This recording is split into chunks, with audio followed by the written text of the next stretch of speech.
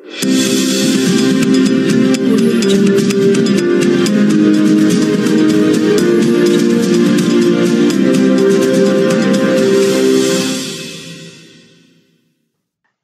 बोराडे यांचे उपोषण तात्काळ सोडवण्याची मागणी। धनगर जमातीला सन 2014 साली बारामती या ठिकाणी मुख्यमंत्री फडणवीस यांनी दिलेला शब्द पाळून धनगर जमातीच्या घटनादत्त एसटी आरक्षणाची अंमलबजावणी करून उपोषणकर्ते दीपक बोराडे यांचे आमरण उपोषण तात्काळ सोडवण्याची मागणीसाठी सकल धनगर समाजाच्या वतीनं विविध स्वरूपात आंदोलन सुरू केले असून याबाबत दखल घेऊन धनगर समाजाला आरक्षण देऊन बोराडे यांची उपोषण येत्या 2 दिवसात सोडवण्याची मागणीचे निवेदन पोलीस निरीक्षक यांच्या मार्फत मुख्यमंत्री देवेंद्र फडणवीस यांच्याकडे पाठवण्यात आले आहे। सन 2014 मध्ये बारामती येथे धनगर समाजाच्या लाखो जनसमुदायाला उपोषणकर्त्यांसह संबोधित करताना मुख्यमंत्री देवेंद्र फडणवीस म्हणाले होते की माझा धनगर एसटी आरक्षणाबाबतीत फार अभ्यास झाला असून याबाबत माझ्याकडे धनगर एसटी आरक्षण बाजूने पुष्कळ असे पुरावे आहेत। आतापर्यंतच्या राज्यकर्त्यांनी धनगरांचा फक्त मतापुरता वापर केलेला आहे। तुम्ही आम्हाला या राज्याच्या सत्तेवर बसवा। आमची सत्ता आल्यास पहिल्या कॅबिनेट बैठकीत आम्ही घटनादत्त धनगर एसटी आरक्षणाची अंमलबजावणी करतो। परंतु साहेब, आजपर्यंत कॅबिनेटच्या शेकडो मीटिंग झाल्या, शेकडो आंदोलने झाली, तरी सुद्धा आपण दिलेला शब्द पाळला नाही। म्हणून आमचे बांधव दीपक बोराडे दिनांक 17/9/2025 पासून नियोजित पुण्यश्लोक अहिल्यादेवी होळकर स्मारक अंबड चौफुली जालना येथे उपोषणास बसले आहे। त्यांची उपोषण सुरू आहे। अजून या उपोषणाची दखल न घेतल्यामुळे सकल धनगर समाजाच्या वतीने विविध स्वरूपात आंदोलन करण्यात आले, तरी पण शासनाने याची कोणतीच दखल घेतलेली नाही। त्यामुळे येत्या 2 दिवसात धनगर जमातीच्या घटनादत्त एसटी आरक्षणाची अंमलबजावणी करून दीपक बोराडे यांचे उपोषण तात्काळ सोडवावे, अन्यथा दीपक बोराडे सांगतील त्या पद्धतीने तसेच धनगरी बाणाने राज्यभरात तीव्र आंदोलन छेडले जातील। तसेच दीपक बोराडे यांच्या जीवितास काही बरे वाईट झाल्यास त्याची सर्वस्वी जबाबदारी सरकारची राहील, याची नोंद घ्यावी, असे निवेदन सकल धनगर समाजाने पोलीस निरीक्षक पूर्णा यांच्या मार्फत पाठवण्यात आले आहे। निवेदनात नमूद केले आहे। या निवेदनावर हजारो धनगर समाजाच्या नागरिकांच्या स्वाक्षऱ्या आहेत।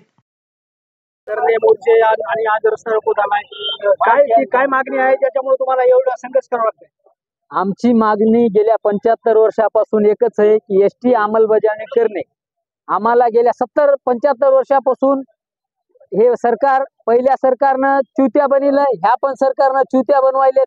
गेल्या वारीला फडणवीसनं आम्हाला बारामतीमध्ये शब्द दिलता की बा आमचं सरकार येऊ द्या, आम्ही पहिल्या कॅबिनेट मध्ये तुम्हाला एसटीचं प्रमाणपत्र देऊ।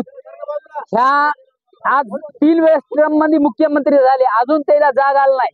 वरी मोदीनं शब्द दिलता, मोदीनं जाहीर सभेमध्ये सांगितलं होतं की बा आम्ही या धनगरावर अन्याय झालाय, आम्ही यांचा अन्याय दूर करू, त्यांना एसटीचं प्रमाणपत्र देऊ, म्हणून यांनी आम्हाला शब्द दिलता। 2014ला तेच केलं।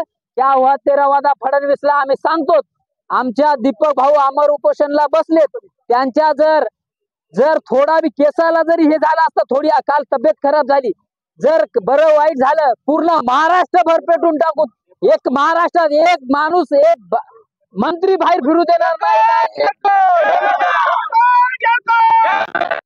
ना आमदार, ना खासदार, ना लोकप्रतिनिधी, ना फडणवीस, सगळ्या या टरबुजाला तर बाहेर बी निघू देणार नाहीत आम्ही। आम्ही आता काल प्रत्येक आमदार खासदारच्या घरासमोर ढोल बजाव आंदोलन केलं।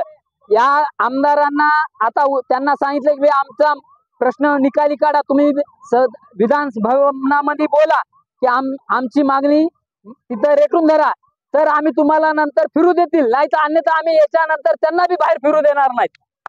कायद्याची पदवी घेतलेली आहे, काय म्हणते कायदा? धनगर समाजाला एसटी मध्ये आरक्षण मिळेल का? त्याची अंमलबजावणी होईल का?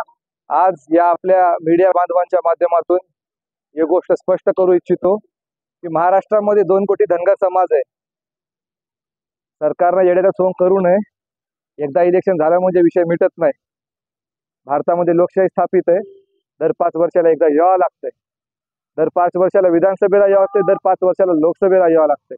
आता येऊ घातलेल्या स्थानिक स्वराज्याचे इलेक्शन्स आहेत, सरकारने याचा गांभीर्याने विचार करावा, अन्यथा आपल्याला गंभीर परिणाम भोगावे लागतील। ही गोष्ट आपल्याला या ठिकाणी मी निदर्शनास आणून देऊ इच्छितो। त्यानंतर एक वकील म्हणून मला प्रश्न विचारला तुम्ही किंवा कायद्यामध्ये काय तरतूद आहे, कायद्यामध्ये तरतूद अशी आहे की बुवा महाराष्ट्र सरकारला गव्हर्नरच्या माध्यमातून कॅबिनेटच्या मंजुरीने GR काढता येतो. हे फक्त महाराष्ट्रात नाही तर UP मध्ये देखील अशा सरकारी राज्य सरकारच्या GRला आधार बनून अशा प्रकारचा निर्णय झालेला आहे. ही गोष्ट आपल्या माध्यमातून निदर्शनास आणून देऊ इच्छितो.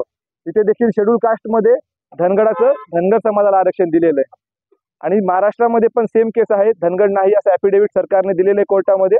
आणि आताच्या परिस्थितीमध्ये सरकारला जर कोर्टामध्ये ही गोष्ट सांगायला काही कमी जास्त वाटत नसेल तर मग सरकारला GR काढायला काही अडचण आहे असं मला वाटत नाही.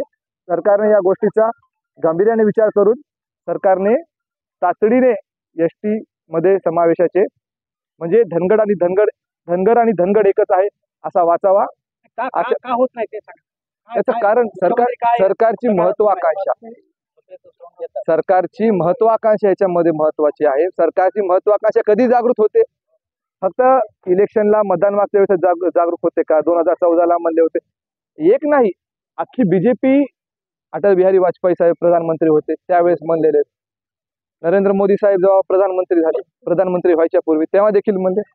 प्रदेशाध्यक्ष जेव्हा होते आपले देवाभाऊ त्यांनी देखील हे शब्द काढलेला आहे. तर मग द्यायला तुम्हाला म्हणायला लाज वाटली नाही ना तर मग आरक्षण द्यायला कसली लाज वाटाय तुम्हाला? काय दुसरं कोणाचं तुम्हाला प्रेशर आहे का की बुवा STचे आदिवासी समाजाचे खूप जास्त आमदार आहेत, प्रतिनिधी आहेत म्हणून आम्हाला त्याचं भेव आहे की बुवा ते राजीनामा देतील? असं काय असेल तसं सांगा. मग आम्ही पण आमचं तुम्हाला ताकद काय, बार्गेनिंग आमची काय दाखवून देऊ तुम्हाला. काय इशारा असेल सरकारने या आंदोलनाला गांभीर्याने घेतलं पाहिजे. मीडियाने या आंदोलनाला गांभीर्याने घेतलं पाहिजे. अन्यथा कायापलट व्हायला काही वेळ लागत नसते. या गोष्टीची सरकारने घेतली पाहिजे जबाबदारी आणि काय करायचं. खूप खूप धन्यवाद.